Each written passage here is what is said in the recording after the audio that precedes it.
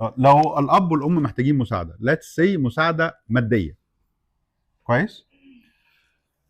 لو واحده بس هي اللي خدت الدور وبقت مسؤوله عنهم،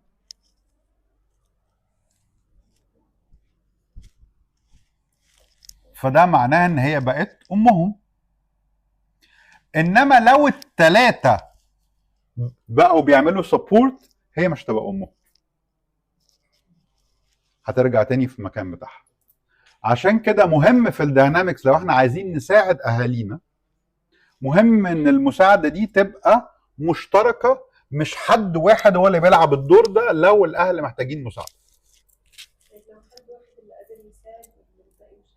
كل واحد بيساعد بالحاجه اللي قادر يعملها. يعني في حد ممكن يساعد ماديا، حد ممكن يساعد بالسبورت بان هو يكون موجود.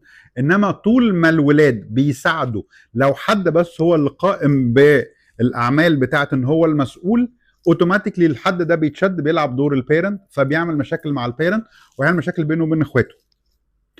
هيعمل مشاكل بينه وبين اخواته ليه؟ لان هو في النهايه هو اللي لابس الليله، واخواته قاعدين بيشربوا بينا كولادا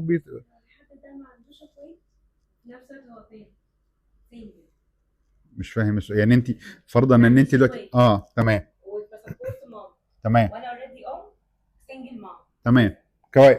فما هو الفكره الاساسيه هنا اللي احنا بنتكلم على فكره في فرق بين السبورت وفرق بين المسؤوليه. انا بسبورت معناها ان انا ادي من اللي انا قادر ان انا اديه، انما انا مسؤول معناها ان انا مسؤول عن ان انا اعمل كذا كذا كذا. عشان كده في احيان كتيره لما التشايلد بيبتدي يلعب دور البيرنت للبيرنت، بتلاقي البيرنت نفسه بيتصرف تصرفات فيها عدم تحمل مسؤوليه، لان هو ما بقاش بيرنت انيمور، بقى بيتصرف تصرفات بتاعه التشايلد، بيتصرف تصرفات الطفل. انما دوري انا ان انا اقول انا هقدر اساعد بكذا. عشان كده يفضل ان يكون الدور ده بيتلعب من اكتر من حد من السيبلينجز، مش واحد بس. لما يتلعب اكتر من حد سيبلينج مش هينفع يبقى الاب ده ليه 3 امهات، انما الاب ممكن يكون ليه ام واحده. عشان كده كتير لما الناس بتتشد في الادوار دي مش عارفين يخرجوا منها، بقول لهم دخلوا اخواتكم، دخلوا اخواتكم. لما الاخوات بيخشوا اوتوماتيكلي حاجه بتبتدي تتغير في السيستم، والاب بيبتدي ساعتها يحس ان هو غالبا لما حد بيلعب دور الام للام او الاب هنا، اوتوماتيكلي يبتدي الام او الاب يشوفوه امهم. فساعتها ثانيه واحده بس عشان الحته دي مهمه، لو انت هنا بقيتي الام، هو هنا تعالي بقى ثانيه واحده، انت هنا بقيتي الام، لو هي بقت الام هنا، الاب هنا مش شايفها امه، فبقى الاب هنا اب البنتين بس، فعلاقته بيهم هتبقى هم شايفين ان هو ابوهم، هي بالنسبه لها ده مش ابويا. هي بتحبه وبتعمل له كل حاجه as the child does، زي ما الطفل بيعمل لابوه وامه، بس هو في النهايه اللي مستمتعين بالاب هم الاثنين دول اللي هم ما بيبذلوش مجهود، والشخص اللي بيبذل مجهود هو الشخص اللي ما عندوش اب. فالدينامكس كده بتبوظ لدول اللي دي، ودول الدنيا بتبقى بالنسبه لهم ظريفه مع الاب. عشان كده لو انا اتكلمت معاها او معاها هتقول لي بابايا ده ما كانش مفيش زيه، بابايا ده حنين مش عارف ايه، ودي هتقول بابايا ده مش مسؤول.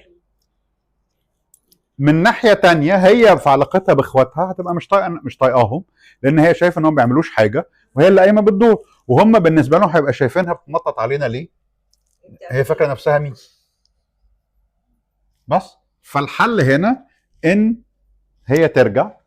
فلما ترجع اوتوماتيكلي حاجه بتبتدي تتغير، ودول بيبتدوا يشتركوا ويعملوا سبورت. سؤالك لو الاخوات بقى احنا قلنا ان الحل ان الاخوات التانيين يخشوا في الموضوع، بس لو الاخوات التانيين مثلا اصغر بكتير ان هم يعملوا سبورت او يحسوا اصلا ان في مشكله، فاحنا محتاجين سبورت كلنا. تمام. احنا زي ما اتفقنا هو احنا بنسبورت بالطريقه اللي احنا قادرين نسبورت بيها. ففرضا ان انت معاكي فلوس، انت هتسبورتي بفلوس بشكل معين، دي هتسبورت بالمجهود، دي هتسبورت بان هي تاخد بالها من حاجات معينه. لازم يكون في اشتراك، والاشتراك ده ساعات ما بيحصلش بحسن نيه. ممكن يحصل ان دي لو بتدفع فلوس تقول انا مش هدفع فلوس الشهر ده ولا الشهر الجاي عشان عندي مشكله، انتوا محتاجين تشتركوا. فاحنا ساعات في دايما حاجه مهمه في الشغل بتاعنا، ان دايما المشاكل هي حلول.